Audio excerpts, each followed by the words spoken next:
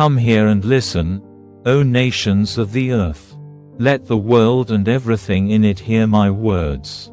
For the Lord is enraged against the nations. His fury is against all their armies. He will completely destroy them, dooming them to slaughter. Their dead will be left unburied, and the stench of rotting bodies will fill the land. The mountains will flow with their blood. The heavens above will melt away and disappear like a rolled-up scroll. The stars will fall from the sky like withered leaves from a grapevine, or shriveled figs from a fig tree. And when my sword has finished its work in the heavens, it will fall upon Edom, the nation I have marked for destruction. The sword of the Lord is drenched with blood and covered with fat, with the blood of lambs and goats, with the fat of rams prepared for sacrifice. Yes, the Lord will offer a sacrifice in the city of Bozrah. He will make a mighty slaughter in Edom.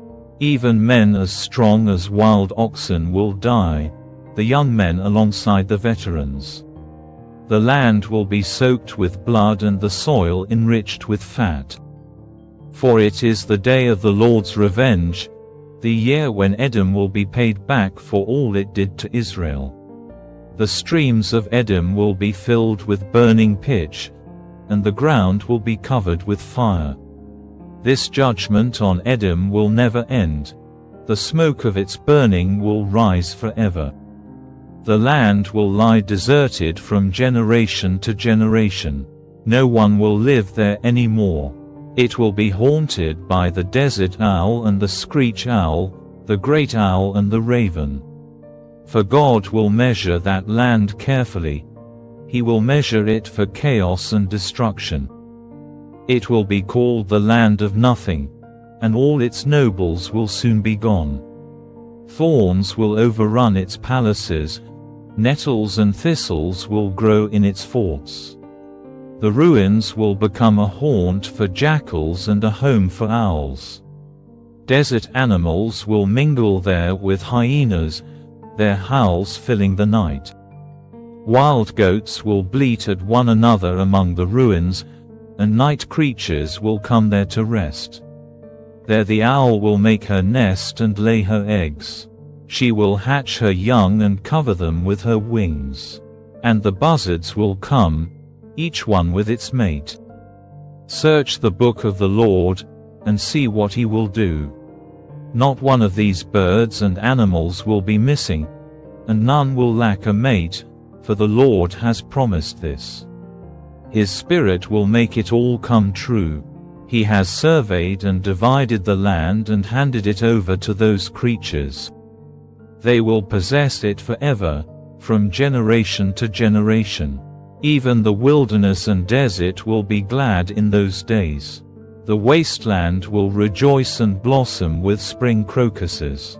Yes, there will be an abundance of flowers and singing and joy. The deserts will become as green as the mountains of Lebanon, as lovely as Mount Carmel or the plain of Sharon. There the Lord will display his glory, the splendor of our God. With this news, strengthen those who have tired hands, and encourage those who have weak knees. Say to those with fearful hearts, be strong, and do not fear, for your God is coming to destroy your enemies. He is coming to save you, and when he comes, he will open the eyes of the blind and unplug the ears of the deaf. The lame will leap like a deer, and those who cannot speak will sing for joy. Springs will gush forth in the wilderness, and streams will water the wasteland. The parched ground will become a pool, and springs of water will satisfy the thirsty land. Marsh grass and reeds and rushes will flourish where desert jackals once lived. And a great road will go through that once deserted land. It will be named the Highway of Holiness. Evil-minded people will never travel on it.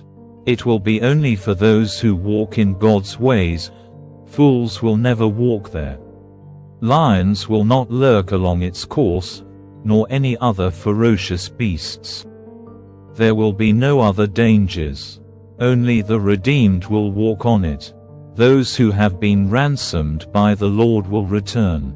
They will enter Jerusalem singing, crowned with everlasting joy. Sorrow and mourning will disappear, and they will be filled with joy and gladness.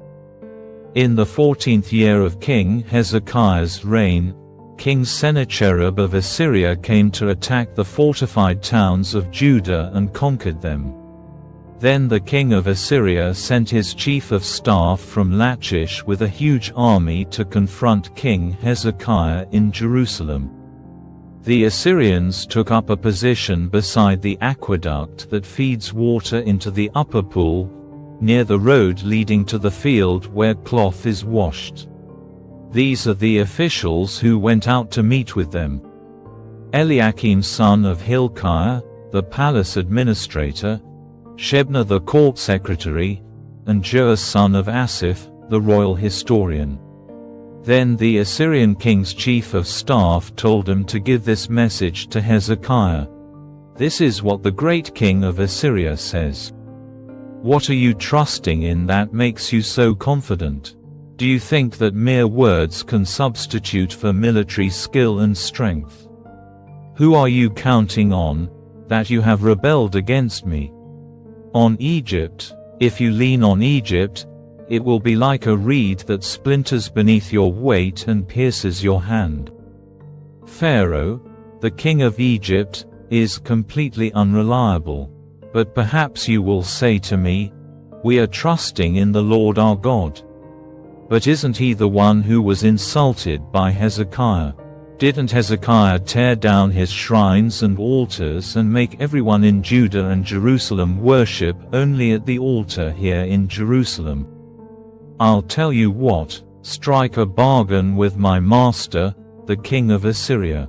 I will give you 2,000 horses if you can find that many men to ride on them. With your tiny army, how can you think of challenging even the weakest contingent of my master's troops, even with the help of Egypt's chariots and charioteers? What's more, do you think we have invaded your land without the Lord's direction? The Lord himself told us, attack this land and destroy it. Then Eliakim, Shebna, and Joah said to the Assyrian chief of staff, please speak to us in Aramaic, for we understand it well. Don't speak in Hebrew, for the people on the wall will hear. But Sennacherib's chief of staff replied, do you think my master sent this message only to you and your master? He wants all the people to hear it, for when we put this city under siege, they will suffer along with you. They will be so hungry and thirsty that they will eat their own dung and drink their own urine.